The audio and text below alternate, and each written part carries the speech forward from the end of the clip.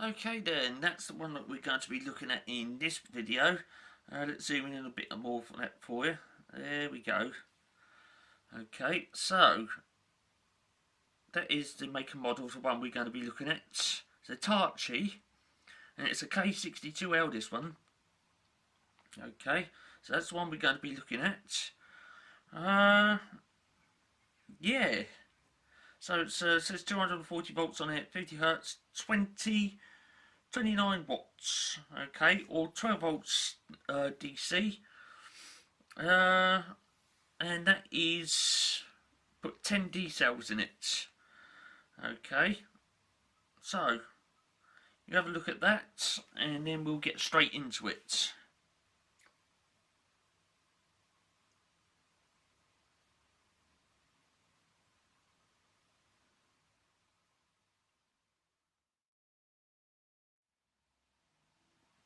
Well, there it is then, okay, the Hitachi K62L, and, well, there it is, and you can see the carry handle on top, but, what's this? The antennas appear to be down the bottom. What's going on there then?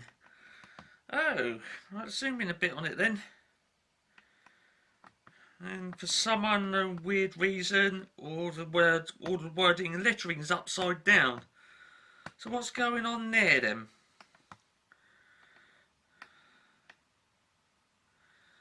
Oh, all the wording and the lettering is upside down. The VU meter's upside down. Radio's upside down. What's going on there then? There's the antennas down the bottom there. How bizarre. Well, I'll tell you now, that one, you don't stand it up like that. What you do is you lie it down flat. Okay, so all that surface that we're looking at there, all the controls on it, that is actually the top of the unit. Okay, not the front. So let's do that now then.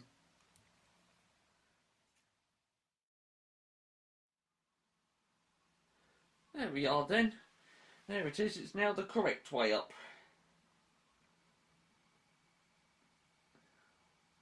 All the way down there on the floor. Okay, so I've got the camera tripod set up on the really tall setting, and there we go. There it is. Okay, Itachi K62L then, and yeah, that is actually the top of the unit. I'm just adjusting that tripod a bit. Right, so Itachi K62L then. Well, this one, it's one of these ones again where we only get 3 bands on the radio. Okay, so if you wanted to listen to shortwave, then I'm sorry, your luck's out on this one.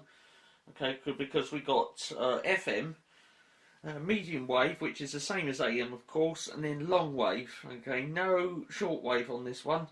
So your luck's out if you wanted to have this unit and listen to shortwave, because you're not going to. Okay, now we've got a row of controls there. We'll have a look at the row of controls. As like any other BoomBox video, I'm going to allocate 30 minutes to this one, and I don't know if I'm going to get it in. I'm just having some more tea to stop my throat from drying out. There's a cup of tea time. Don't drop it on the BoomBox. Alright, this is a box, maybe not so much of the boom, okay.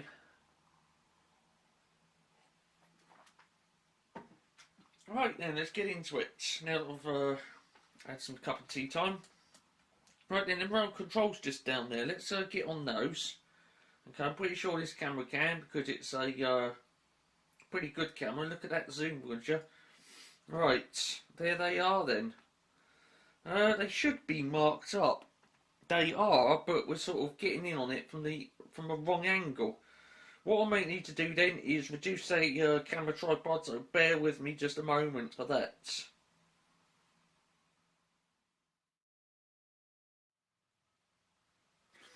Okay, I tried all sorts to try and get this to show up in front of the camera, because you know, what with it lying down, so all the controls are facing upwards, and this being silver colour, the light from the room is just hitting that, and it's just glaring it out. At the moment, I've had to tip it up and shove my leg underneath it. If I put this down, well, you can see flipping challenge I've got. See, it's all whited out now, and you can't really see it. Okay, even when the focus adjusts in, you can sort of see it there, mixing volume and balance and that, but it makes it really flipping difficult to see it on there.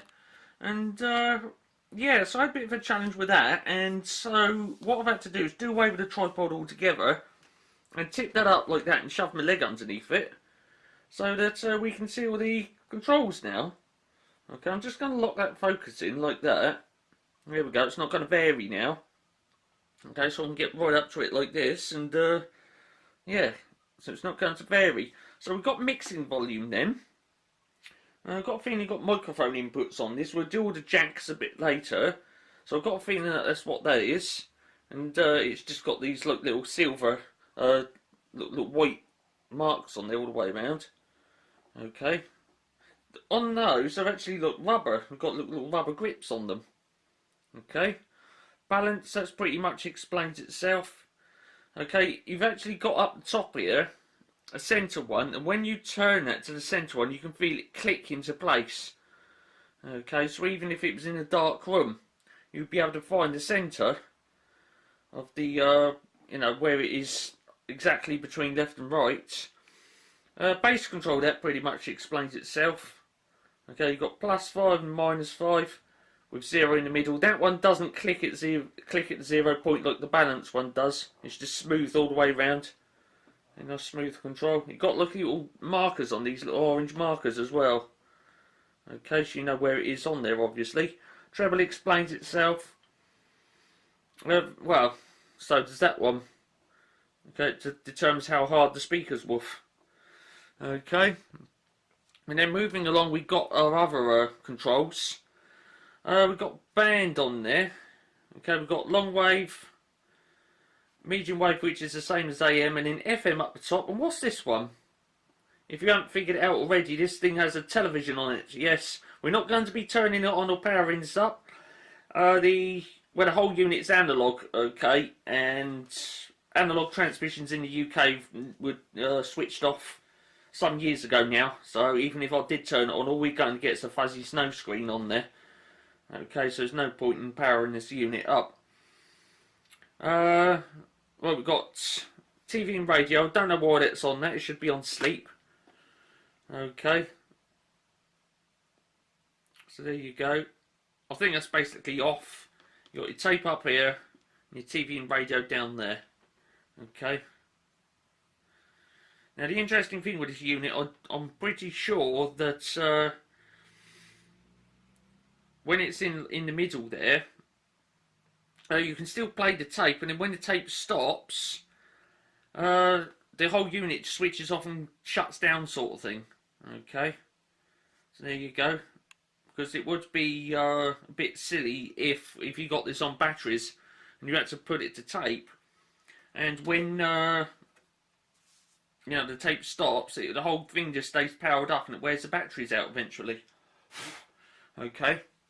So yeah, and then obviously in the TV and the radio, obviously with TV and radio there's no moving parts, so you know, if you had it on batteries and you had it on TV and radio and you just left it and walked away, yeah, it would just run the batteries down. Okay, so there you go. What other functions have we got on this then? We've got these little controls. We've got mode. Okay, we've got mono, of course, and then stereo, and then up the top here we've got wide. Okay, which basically it's like stereo, but it sort of does something with the sound where it makes it sound wide. Some of them on they call it stereo wide on some boomboxes, portable units, whatever you want to call them. So you keep it on that or put it in the middle, doesn't really matter. Tape type. Interestingly, we've got tape type selector on this. Chrome and metal. Or chrome and normal, should I say. No metal, that's what I was going to say.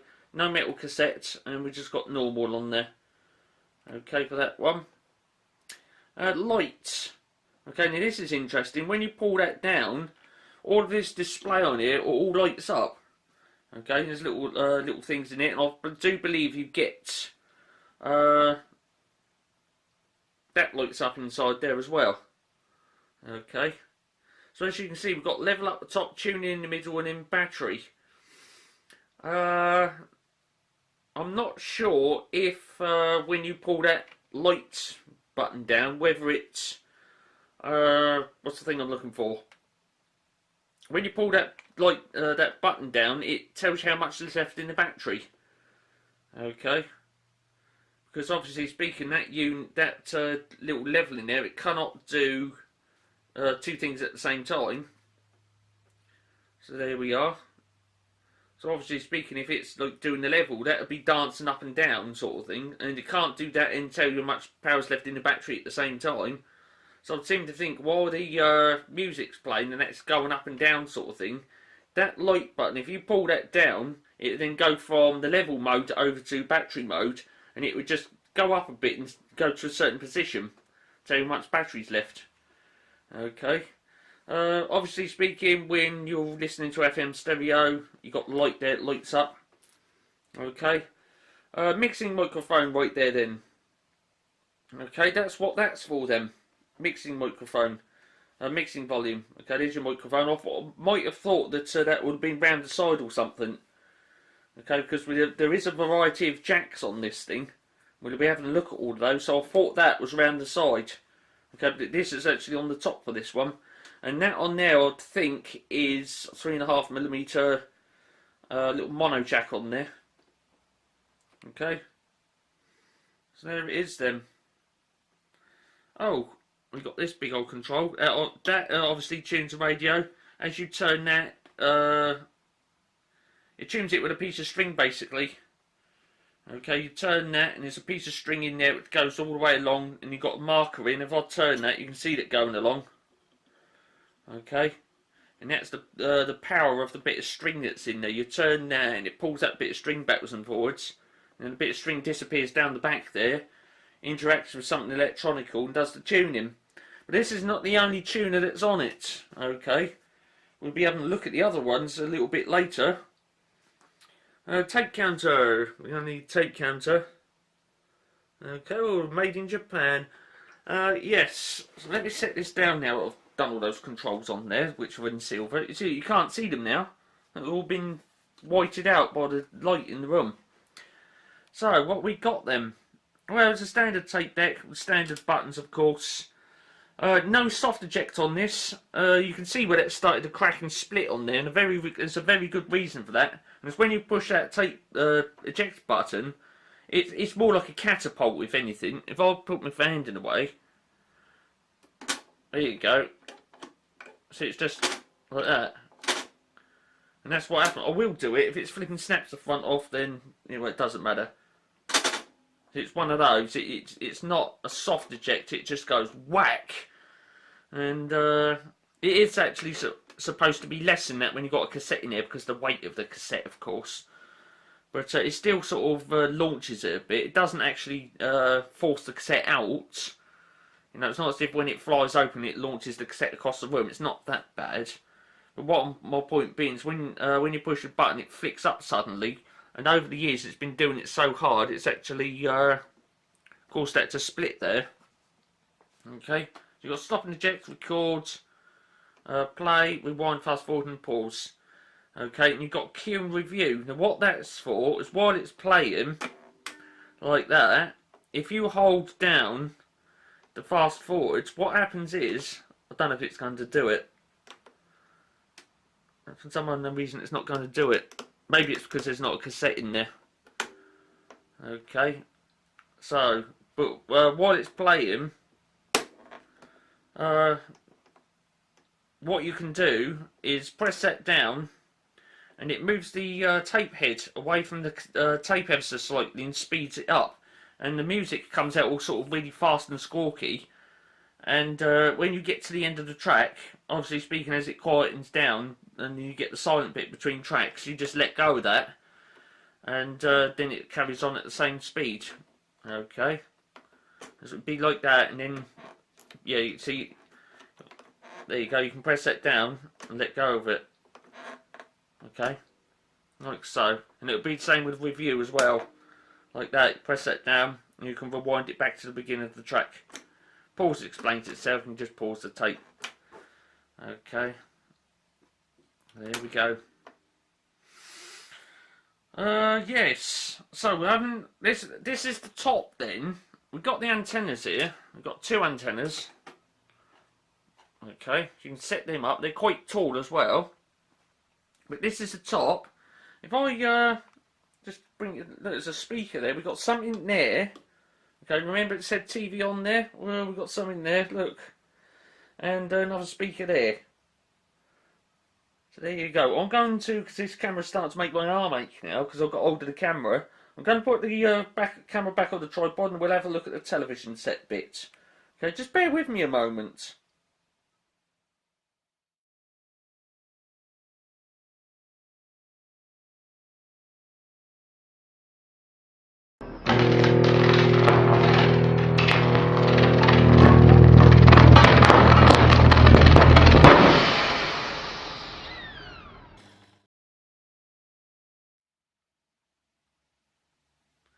There we go. I decided not to use a tripod again. I'll just sit the camera on the floor. Okay, so I'll just pick the camera up. There's all controls on the top we were looking at earlier then. And there's the front of it. Yes, there's a television in there. And that would be, you know, from the 80s. There'll obviously be a CRT in there or a cathode ray tube in there. Speaker either side for stereo sound. And then that control just there. That tunes in the television. Okay, because if you've got the television just there, you obviously want the tuner to be right next to it. So there it is. And so that you know where you are on the scale, you've got there. Okay. Now in the UK, we've got what's called UHF, or ultra high frequency. And the channels used to be between 21 and 69. Okay. So I will get next to that and dial it up. Okay, so there you go. So it's not currently on number 46 at the moment. There's 65, 68, and there you go. And that's it. So 68 and 69 will be around about there. Turn it. There's 21. Okay. So, yeah, your channels will be between 21 and 69 UHF. There it is, 68, and 69 will be somewhere down there, sort of thing. So, there you go. So, you've got a little scale on there, so you know where you are between 21 and 69.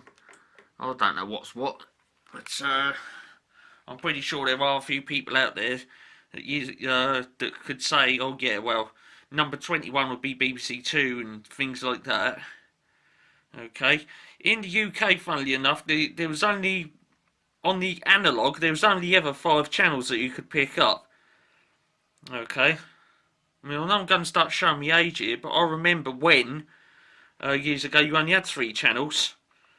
Okay, and then, well, it's in the early 80s. Another channel started up. It's now known as Channel 4. And then I think it was about mid-90s we had another channel start up, which is called Channel 5. Okay, now that was the only 5 analogue stations that you could pick up. I mean, Channel 5 was a bit patchy. Round our previous house, we couldn't get Channel 5 at all. But my friend who used to live in a block of flats, there was a big aerial stuck up on top of the roof of the block of flats, and his television was connected into that, as were all the other televisions in the block of flats. And although it's very slightly snowy, it was watchable. Okay, you could pick up Channel 5, but we couldn't. So yes, although you could pick up Channel 5 on a standard analogue aerial, the coverage of it was a bit rubbish. Okay, it was a bit sort of hit and miss. And there we are.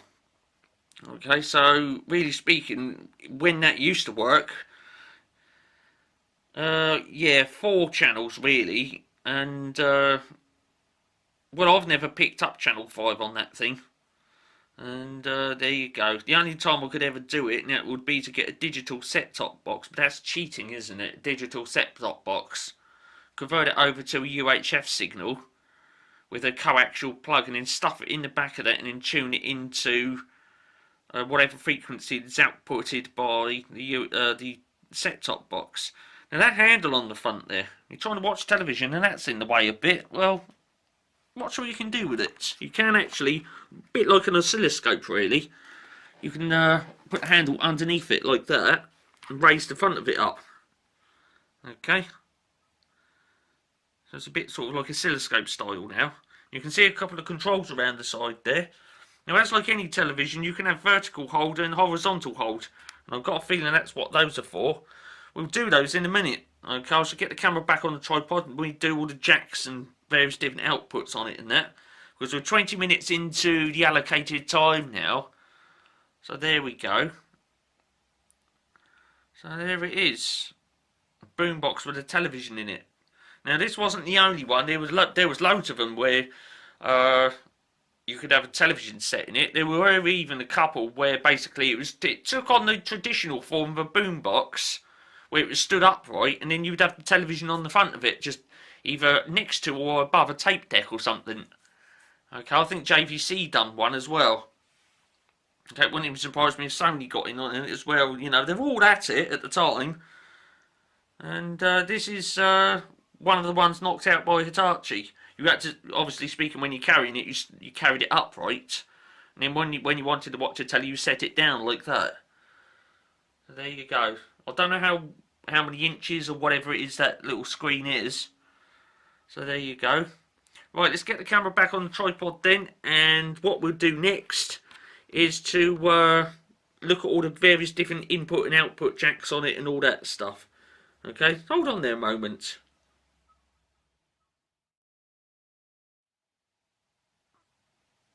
Okay, right.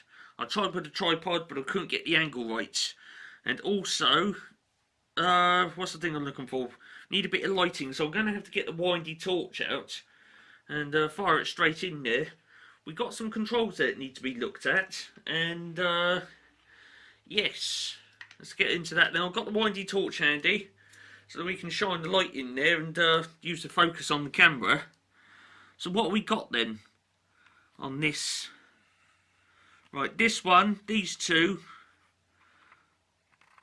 steady control with, there you go, vertical hold and horizontal hold. So those are for the television screen. So setting that up, you've got a couple of controls there where you can turn them, you can just get hold of them and rotate those. And of course, the other ones is the brightness and the contrast.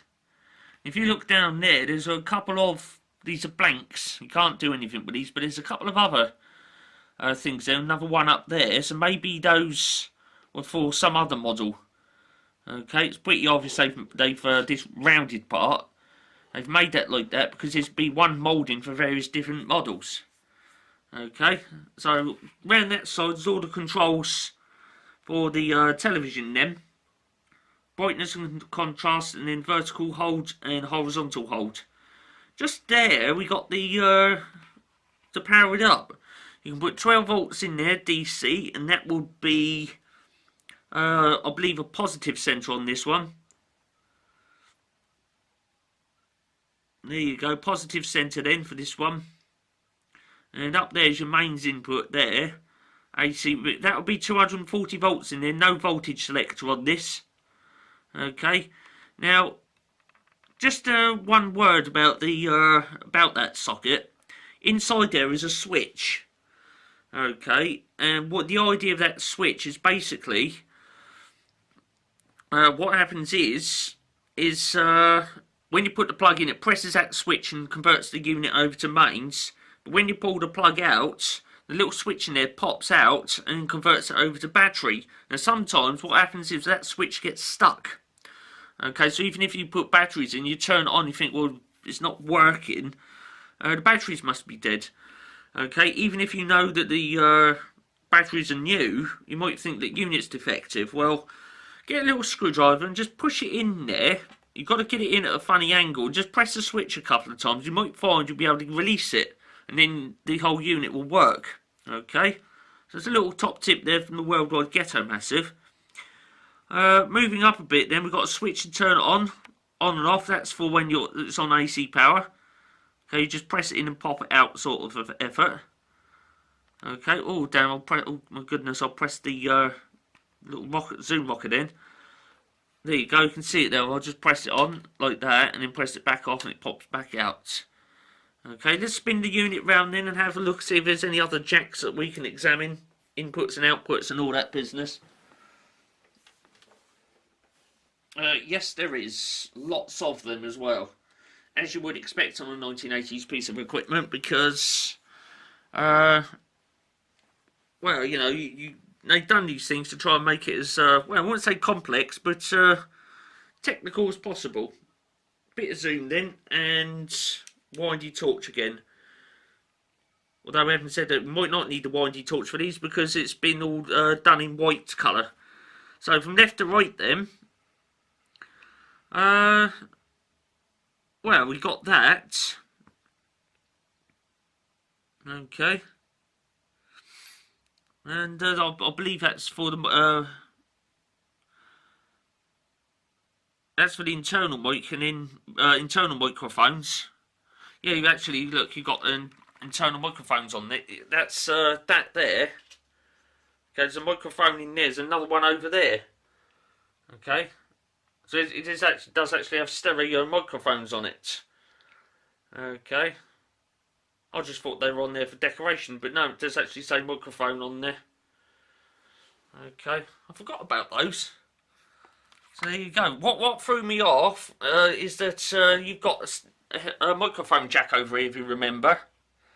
Okay. So I forgot that this had internal microphones.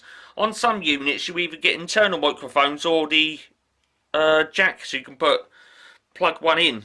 Okay, on some units you don't get both, but on this one you do get both, and for that you've got a switch.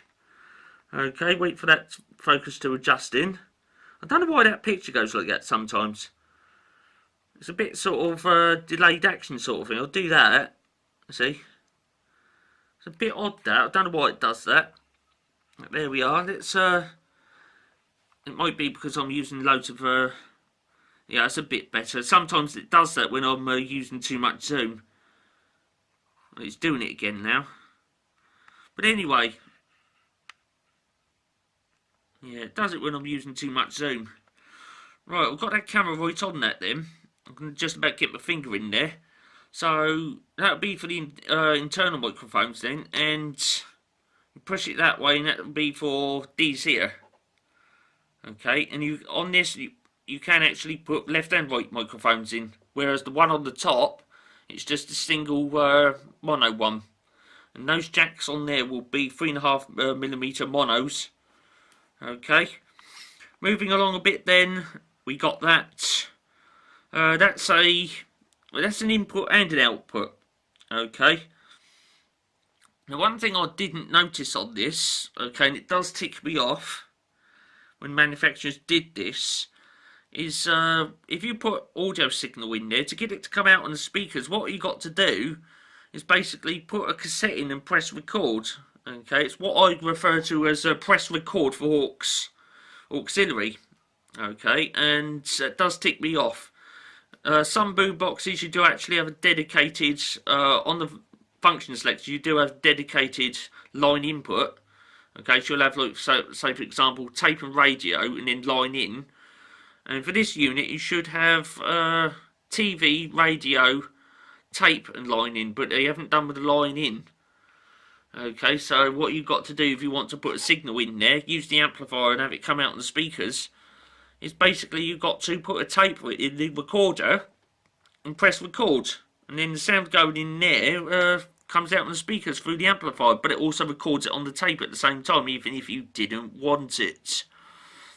Headphone socket then, that's that large one, 6.1mm. You can get a proper set of headphones in there. If you wanted to plug your headphones in there from your little pod thing, you'd need to put a reducer in there to bring it down to the 3.5mm size. Okay, and of course external speakers, if you really wanted to put external speakers in it. Okay, so the idea being there is, you can actually have the left and the right speaker further away than what they are on the actual main unit. There's that once again. Okay, one of them switches. Hitachi seem to refer to that as riff. Okay, you've got A and B. Now, when you're listening to a radio station, I'm not sure if it's on FM or AM now, FM or medium wave, but sometimes when you're tuning in, other people refer to it as like a beating sound. Okay, and that is it's a form of radio interference, and that switch is supposed to be able to operate that either on A or B, and it's supposed to either reduce or cancel out that beating sound. Okay, it's like a form of radio interference. Okay, so that's what that switch is for. That really covers all the jacks on it then. Now then, when I do the measurements for this one, how am I going to do this one? Am I going to do it lying down like that or standing up? Okay, it's a bit of an odd one this because, well, if you've got it on the table, lying down like that, you're watching the television, you know, if you've got a wall there, you're obviously going to need a table big enough to put that on so it's not hanging over the edge with the risk of it falling off. Whereas if you're standing it up and you're going to put it under a shelf, then, well, there we go. And normally speaking, I'll say width, height, depth, and all that lot. I'm not going to bother with that. I'm just going to say it's that much that way, that much that way, and that much that way. Okay, and then you can work it out what is what, whether it's standing up, lying down, or whatever. Okay, this is one of these units where you operate it in two different positions. Okay, if you're just using the tape or the radio, you can use it standing up, but if you're using the television, you lie it down. Let me get the tape measure then. Rightio, tape measure. I think the camera can go back on the tripod now. Let me get the little feet out for the tripod. Like that.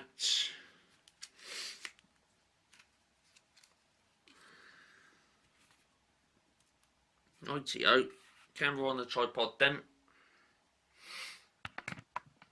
Right, there it is. Right, got it.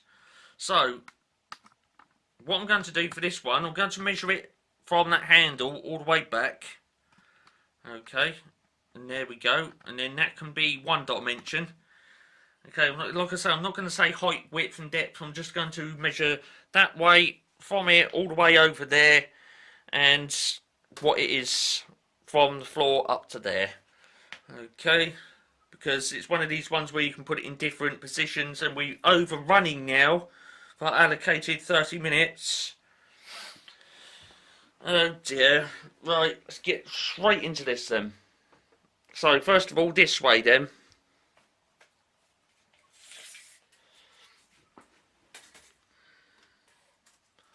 I would say, call it 16-inch, okay, or about 410 millimeters, okay, across that way.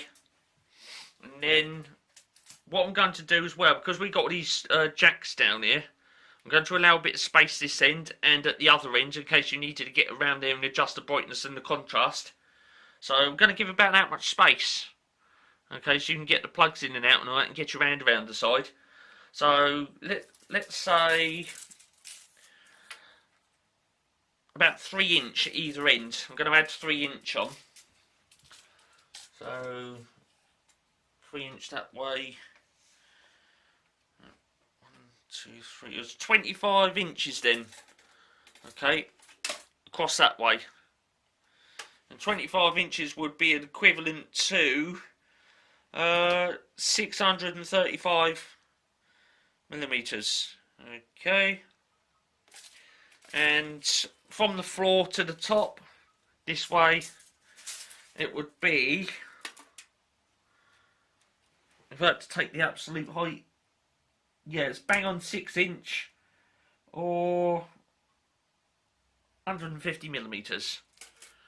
Okay, so there you go. I've really got to go now because we've overrun the allocated 30 minutes.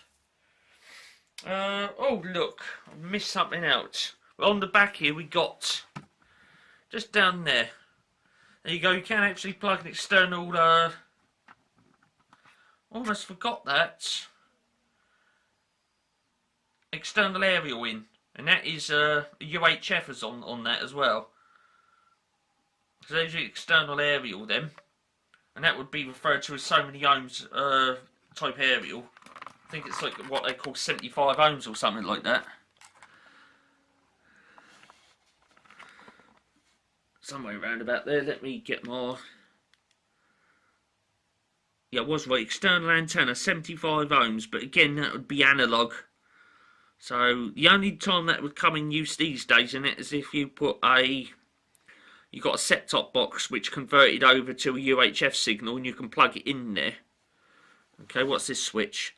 Yes, this is so that you could either use that socket, or if you flick that switch over that way, you can use these. Okay, so these can actually be used for FM and for the television as well. So there it is. Let me put the camera back on the tripod and we'll stand this one up to finish. And there we go.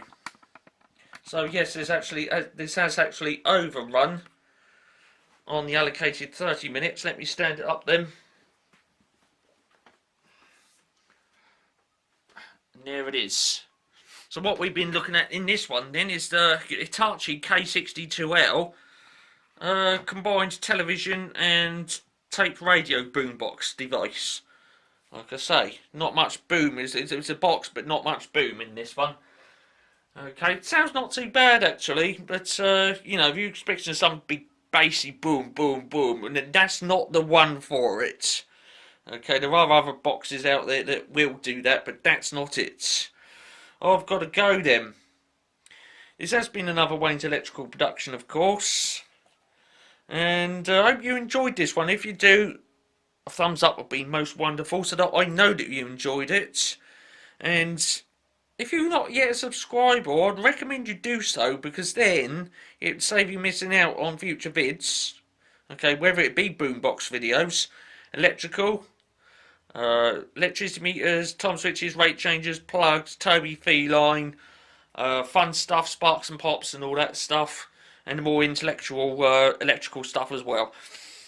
Oh, I've got to go. We're really overrunning on our time now because, you know, I'm only allocating 30 minutes per boombox. Okay. You'll find that one, if you ever want to make back reference to it, you'll find it in the boomboxes playlist. Okay, so go to the main channel page. There should be a button that says playlists. Press that, and you'll get a screen come up with the all the various different playlists. You'll see them there. There'll be electric meters, time switches, rate changes, and boom boxes. Okay, so if they're alphabetically listed, that one should be right up the top.